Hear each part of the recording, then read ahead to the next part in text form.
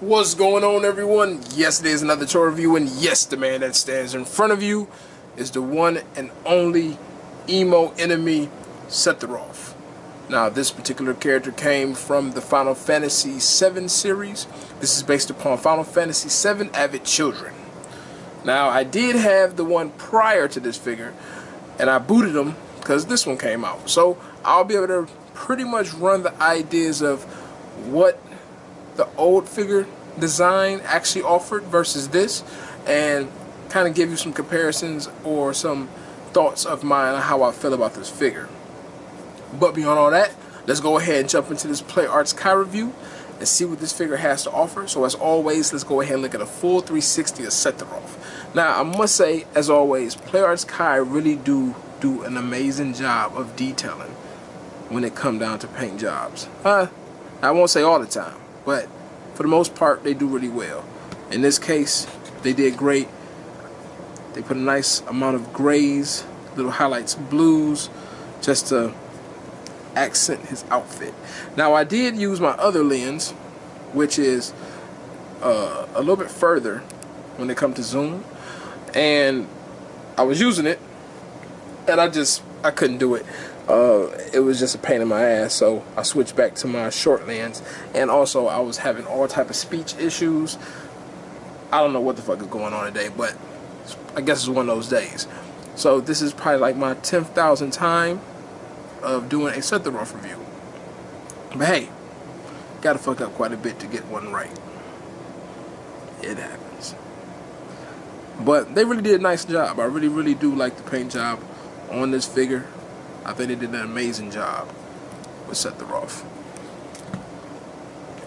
Let's go ahead and rotate to his Just For Me hair.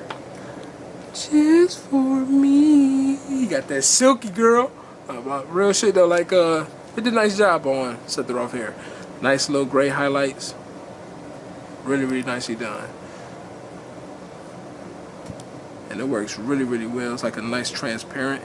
Also, more bluish wash in the back. That worked really well. Yeah, alright. The only reason why you see me going up and down with the camera is because since this is a short lens, you can't do the whole tilt. You can, but it's going to look really funky. So, just to give you an example,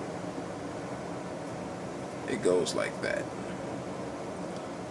But he don't have too much of a difference on that side. So that is your full 360 of good old Sephiroth. Now, as for height comparison, unfortunately I did not bring Cloud downstairs with me. I decided to say fuck it and left him up there. But I do have a 1/6 scale figure to do a height comparison real quick to kind of give you an idea of how tall good old Sephiroth is here. Now, I will say the cool part is looking at these two figures next to one another. This will give you an ideal idea of the height comparison between Cloud and Sephiroth. This being Cloud, that being Sephiroth. Cloud, I think, is roughly about 10 inches tall. That's what the new Play Arts Kai line been kind of putting out 10-inch figures. Sephiroth runs between 11 inches to maybe like 11 inches and a few inches taller. But I'm sorry, not a few inches taller, but a few millimeters taller. So you see for yourself, he's not that far off from a 12-inch figure. And if I'm not wrong, he's about the size comparison or the exact same size as my Medicom Akira Kaneda figure. So he's pretty damn tall. It's a really nicely sized figure that Play Arts Kai has put out. And this figure actually has some weight to it. He is not light by any means. So that is the height difference there. Now, let me go ahead and put him on a stand real quick, and I can show you these accessories. Because the only thing is that since Sephiroth is pretty heavy, his ankles have the tendency to kind of buckle down on him. So I don't feel like constantly keep picking up his ass. So I'm just going to go ahead and just post them on this cheap ass Medicom base and call it a day.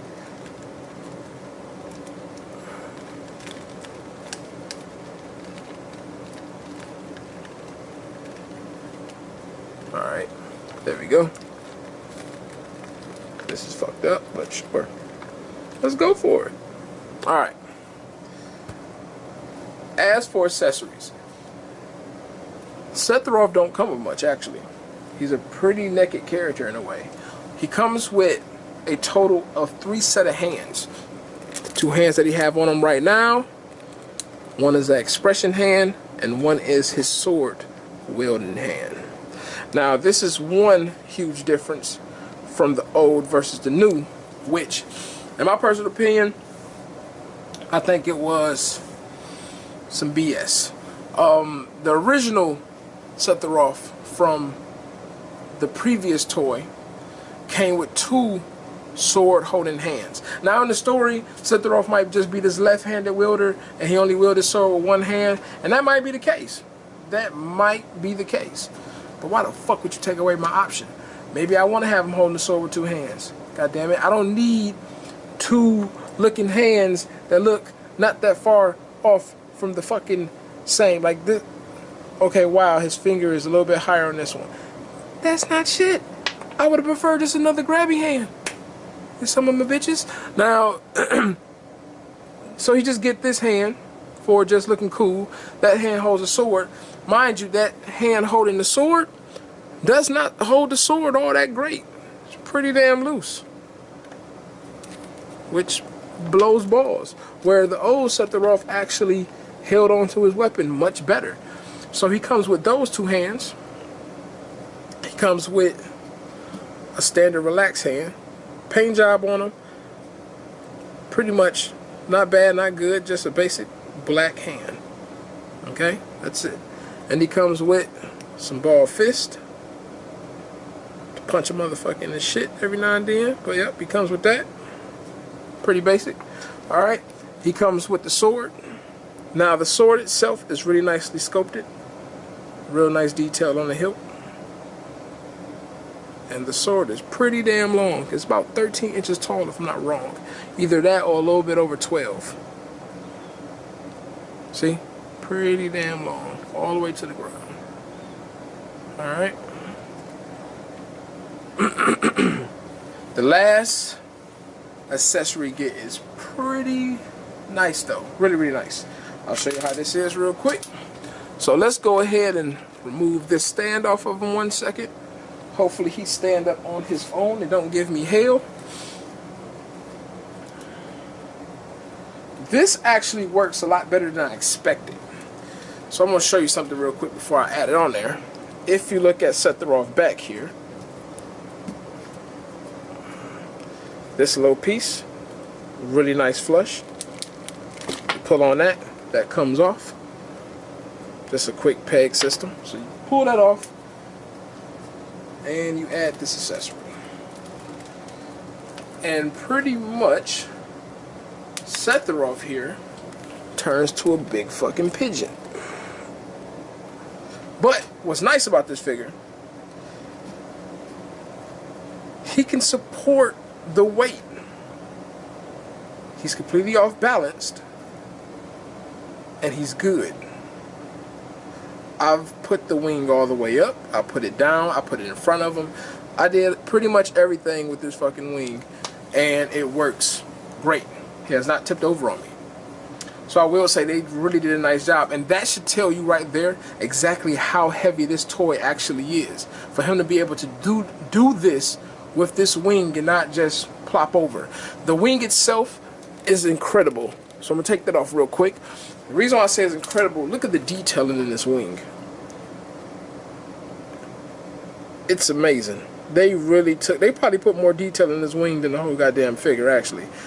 They did such an amazing job. See, I told you, speech all fucked up today, but they just did a really, really good job. Front to back. Just really, really well done. Really nicely sculpted. I like these kind of missing pieces of the feather, kind of give them that raggedy ass look. It's really, really nice. And what I really like about it, besides the sculpting, the nice shade work, the posability on this, on just a damn wing, Shout out to my boy Chad. This wing has more articulation than most Hot Toys Iron Man toys. I know some of y'all that's Hot Toy fans, y'all probably like, fuck you. I don't care, but it's the truth. But anyway, you can actually make him hide himself, because he is an emo character, so it's only right to just, you know, cover up. Or you can be blocking, you know, you can just be doing that. It works. It's a great wing. There's nothing really hindering him from doing a dope pose and keeping that pose, which that's why I was saying I'm really digging this whole accessory. See, wing is up, still no problem. Everything is in place. Nothing is actually being hindered. Now, as for articulation on good old Sephiroth himself, Sephiroth here can lean that forward. Alright, can't really go back. Collar prevents that. You can do a tilt here, tilt there, turn about that much, turn about that much. Alright, so pretty much using the neck, ball joint, and the ball joint in the head kind of gives you that full mobility. Going down to his arm goes about that far up, maybe a little bit higher. So you got a nice range on his arms itself. Alright. He can do a rotation of about this much in front of him, which is really nice actually. You can get the overhead swing if you want to with the sword. The only downside is the old versus the new, which I do like the old. See how that just kind of gotta wait till it, you know, settle back and goes back into its original state. The old one had ball joints on the shoulder pad itself, which I liked a whole lot more because it gave me the ability to kind of move that shoulder pad around and get it to exactly how I want it. So these are nice. It's clear they're weathered really nice. They look really good, but you know, I'm not going to say one is more superior than the other. I just prefer the ball joint one more. Going down to his arm, he does have a bicep swivel. Can go all the way around. He has a little bit over a half of a bend, which is really great range actually. His wrist itself goes about that much forward, that much back, and he can do a full rotation, of course, either at the top or below the ball joint, or ball peg rather. Alright, now going to his waist. This is another gripe I had. Very small gripe, but it's a gripe. The old one allowed you to open up the jacket. This new one, they sealed his jacket because they didn't want him to be a flasher anymore. So they just pretty much sealed it up, can't open it, which pretty blows. The simple fact of that is that you hinder any type of ab crunch that he has. And he actually does have one, but it's very subtle. Be honest with you, it's kind of a waste of time even trying to actually do it. You're going to get most of your mobility with his pelvis. That's where most of the bend or anything is going to come from. So he can do a full turn side to side, and he can lean a nice amount. Not so much back because the coat obviously going to hinder that. His tilt, not really there at all, so don't even bother. Now, going down to the pelvis itself, his kick about this far forward. Okay. As for going out, he can practically do the splits almost. So, don't got to worry about that being in the way. One thing I kind of wish they did add, like they've been doing with the other Play Arts figures, which is kind of odd they didn't do it. Now, maybe they didn't do it because they probably just wanted to keep that sleekness. That could be the case. But I really still feel like they should have put some type of small peg ratchet joint in there just to allow you to move this jacket around.